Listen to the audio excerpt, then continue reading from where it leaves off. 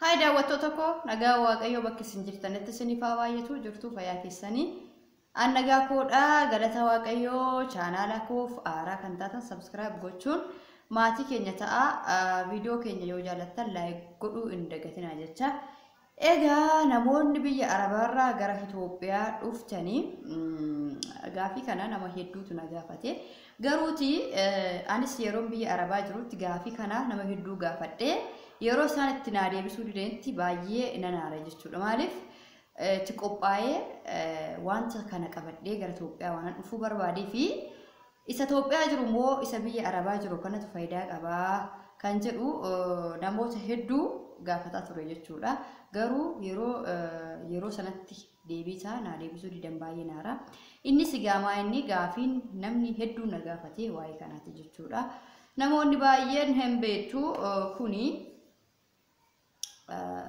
embeetu jechuudha daawwattoota keenya wifi dha jechuudha wifi kana kan biyya keessatti moo kan biyya alaa wayyaa akkasuma wifi arkaati moo wifi kan mana taa'u sana wayyaa yoo bakka telee irraa fagaanne kan mana keessaa suni hin hojjeta akkamii garaagarummaan isaa maalidha irra caalatti namoonni YouTube hojjennu wifi kamotoo bitannee gara biyyaa dhufnee gaariidha atis kan fayyadamta waan beekturraa nuuyimi waan jettaniif gaafii kana bira darbuun barbaanne sababni isaa namoonni amma yeroo kanatti gara Itoophiyaa galuuf qophooftanii jirtanii isin fayyada wantoonni akkanaa isin fayyada yeroo baay'ee wayyaa biyya arabaarraa garmalee hartanii jechuudha hin galinaa wayaan biyya arabaarraa galchitanii isin fayyadu jechuudha maaliif isin fayyadu jette boonee wayaan akkamitti nama fayyadne jechuun dandeessu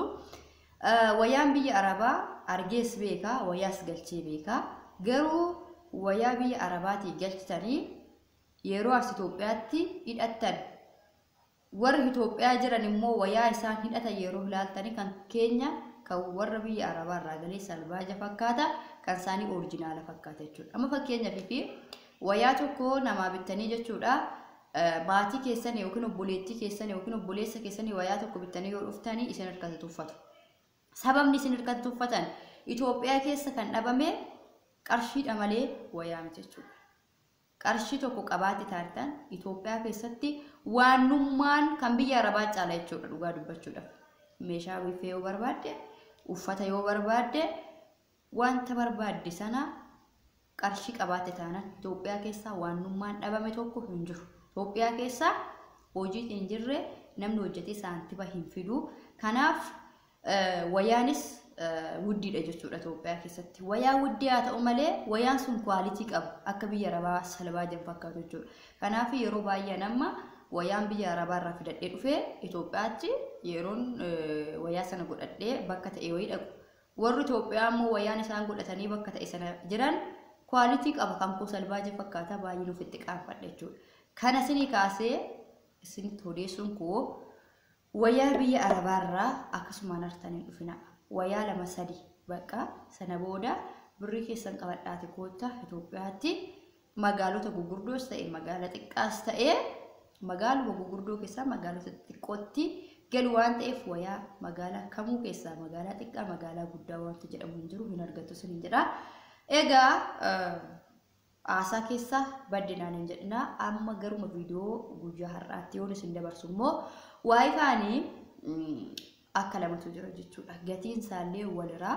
amma fakkeenyaaf kanfaltiin Itoophiyaa keessatti kanfallullee walirraa jechuudha amma waayifaa kana nama biirootiin bitee dhufe jechuudha waayifaan kuni siimii fudhatti dhakaa fudhatti biirootitti qafooshii bitee dhufe siimiishii asitti bite jechuudha teleerra birrii itti naa guutanii naaf kennan jechuudha birrii itti guutanii naaf kennanii kan waggaa tokkoon guuchisee kan waggaa tokkoo suni yeroo inni guuchisu sana nama turtii ji'a ja'affaaf hin deema jechuudha turtii ji'a ja'affaaf hin deema akkuma biyya arabaarraa galeenii waayifaa kana guuttadhe jechuudha garuu waggaatti 10,000 hin guute namoonni baay'een amma yeroo biyya arabaa jiru sana warra Itoophiyaa jiranii nan gaafadha waayifaa kana jechuudha waayifaa kana nan gaafadha shuma kan harkaa kana nan gaafadha maallaan jechaa turanii 6,000 jechaa turan innis immoo sobaa jechuu osoo hin ta'in wanti tokko Itoophiyaa keessatti yeroodhaan dabala jechuudha amma Ani kun turtii ji'a 5 fixee ji'a 6ffaa seenee jechuudha wifi kana danuu guutee 10,000 inni guutee yoo namoo fakkeenyaaf 11,000 13 ta'uu danda'a. Kanaaf yeroo dani biyya Arabaati wifi kana waggaadhaan meeqan guuttachuu danda'a jedhee warra Itoophiyaa jiran gaafadhu 6,000 jechaa turanii. Innaan gara Itoophiyaa ji'uma sana utoo guutiin gara Itoophiyaa dhufu wifi kun 10,000 ta'ee guutuu isaa bichaadha laa dhaggeeffadha waliigala bittaasaa bittaa qafoo malee jechuudha. Kan teleerraa isin kan waggaa tokko guuttan wifi kun 10,000 jechuudha. Achitti immoo doolara 150 nan bite jechuudha. Doolara 150 oriijinaala wifi kun jechuudha. Wifi kun isinitti mul'ata yoo ta'e 5GB dhaa fi 4GB dha jechuudha. Wifi kun isinitti mul'ata yoo ta'e 5GB 4GB dha jechuudha. Kanaaf 2GB illee jira 4GB dha jechuudha. 2GB amma 3GB 2GB sirriitti jechuudha. YouTube isin hojjetu. Inni guddaan immoo si wifi bittanii kan waggaa tokko itti guutuun keessan yoo YouTube qabaattan malee namoonni YouTube hin qabne kanfaltiinsa kan waggaa tokko 10,000 kanfaluu hin dandeessan jechuudha. Namoonni garuu YouTube banattanii Itoophiyaa galtanii YouTube hojjechuu barbaadanii wifi kana yoo bitattan qarshii waggaa 10,000 itti guuttu. Inni kabraa immoo wifi teleetti dhiyoo yoo jiraattan jechuudha. Wifi inni kan manaa sun jira. Wifi inni kan manaa sun immoo amma yeroo inni achi taa'ee gaafadhu erguma nani gara biyyaa galee 5,500 ture jechuudha. 5,000 ka ji'a jechuudha. Ka ji'a sorry ka ji'a dhiifama naa godha nan dogoggoree ji'a tokkoon wifi isa kan manaa sana isa chaarjarii irra taa'u sana bakka telee yoo jiraattan teleetti dhiyoo yoo jiraattan 500 jechuudha ji'aan. Yeroo nan dhufu sana akkas ture. Amma inni immoo ji'aan jechuudha 700 galee jira. Ji'a tokkoon 700 kan faltu. Bittaa isaa immoo qafoo 2,500 inis jira, 3,000 inis jira, 500 inis jira. Akkaataa sadarkaa mi'a tokko yeroo bittanii sadarkaa qaba jechuudha. Kanaaf inni 1,500 kaasee aga 3,500 itti jira wifi sun qafoonsaa bichaan. Kanfaltiinsaa ji'aa immoo 700 kanfaltu jechuudha ji'aan. Kun immoo qafoosaa doolara 150 nan bite. Doolara 150 nan bite asitti dhufee kanfaltii isaa kan waggaa tokko 10,000 nan guutee jechuudha. Kan amma bakka barbaadan fuutanii deemtu jechuudha. Garaagarummaan jira kanaa kan amma kiisii keessan keessa akkuma telefoona boorsaa keessan keessa kiisii keessan keessa kaawwattanii bakka barbaadan gabaallee yoo dhaqxan feetu iddoo ta'e yoo dhaqxanii baattanii deemtu. Isa sana garuu chaarjar irraa buqqistanii baattanii deemuun hin danda'amu. Yeroo hunduma chaarjar marra taa'a achumatti itti fayyadamtu. Inni kabraa garaagarummaan inni kabraa saffisa kamtu caalaa wifi kun yoo naan jettanii ofii kootii erguman biyya galee hedduman kana bitee kanin harge jechuudha. Saffisa isa yeroo hunda mana taa'u sanatu saffisa jechuudha. Fakkeenyaaf kun amma yeroo baay'ee wifi kun galgala faana nadidaatti jira jechuudha.